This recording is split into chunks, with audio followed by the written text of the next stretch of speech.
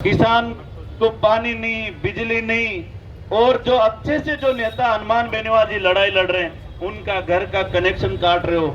लेकिन मेरे साथियों, बुजुर्गों, आपको कहना चाहता हूं, ये कनेक्शन मेरे हिसाब से, मेरा पर्सनल व्यू है कि ये कनेक्शन सही कटा है।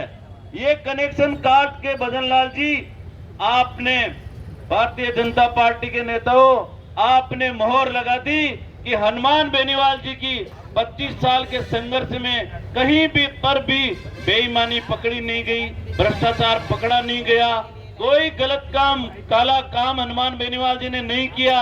ईडी, सीबीआई आपने बहुत सर्च किया कि कहीं न कहीं हनुमान बेनीवाल जी की कमी मिले, लेकिन कोई कमी नहीं मिली।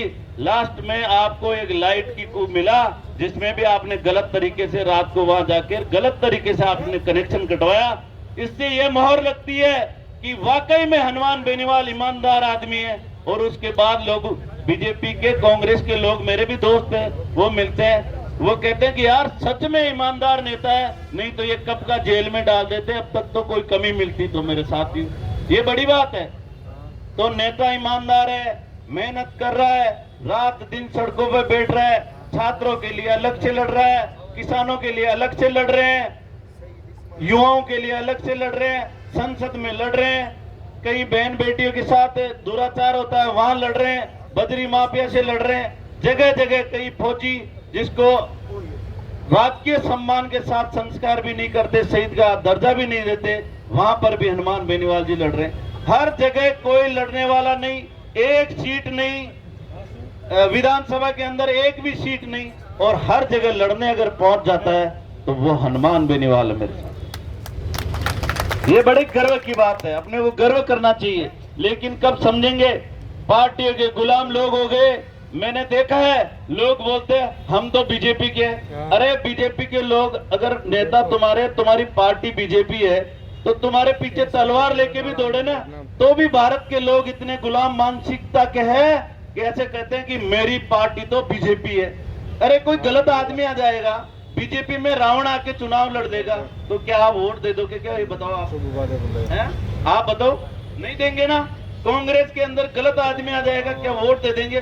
जब तक हिंदुस्तान के लोग और राजस्थान के लोगों की ये सोच नहीं होगी कि अच्छे आदमी को वोट देंगे, तब तक ये देश ऐसे ही रहेगा, ये गड्ढे ऐसे ही रहेंगे। रोड पे अगर 15 मिनट भी बारिश आ गई तो पानी पानी रहेगा, गंदगी गंदगी रहेगी, क्योंकि ये हिंदुस्तान है और हिंदुस्तान के लोगों की मानसिकता ये है कि मेरी पार्टी कांग्रेस है, मेरी बीजेपी है, तो गड्ढे ले लो इनसे, और कुछ नहीं मिलेगा आपको। आपको अपराध मिलेगा, आपको गड्ढे मिलेंगे, पानी नहीं मिलेगा, लाइट नहीं मिलेगी। अगर लड़ने जाओगे ना तो आपको दबाया जाएगा। ये दुर्भाग्य है। बहुत सारी बातें हैं कहने को, लंबा भाषण हो जाएगा, फिर क्या 5-7 मिनट से ज्यादा अगर कोई बोलता है तो फिर बाद में फिर ऐसे चली जाती है। तो और फिर कल रोज मौका मिलता है हमें। तो ये भी देखिए, हमारा तो सौभाग्य है कि हनुमान बेनीवाल जी के साथ आज बुजुर्ग आए। मैं एक बात और कहना चाहूंगा आपको कि आजादी, जब आप, कईयों का आपका भी जन्म नहीं हुआ होगा उस समय, आजादी के लिए भगत सिंह की लड़ाई लड़ रहे थे, उस टाइम अगर आपका जन्म हो जाता तो आप सोचते ना कि मैं भगत सिंह के साथ पक्का ही लड़ता, चला जाता, वहां फांसी दे रहे थे वहां चला जाता, या कहीं पे भी संघर्ष कर रहे थे चला जाता। आप ये सबके दिमाग में आता है। तो आज तो अपना जन्म हुआ है, आज तो अपन जीवित बैठे हैं, आज के भगत सिंह हनुमान बेनीवाल जी लड़ाई लड़ रहे, तो अब तो अपना फर्ज है कि उनका साथ दे। फर्ज है कि नहीं है? यही आपको कहना चाहता हूं, हनुमान बेनीवाल जी का साथ दे और इनको मजबूत करे, क्योंकि सच्चाई पे चलने वाले इंसान है। बहुत बहुत धन्यवाद। लंबा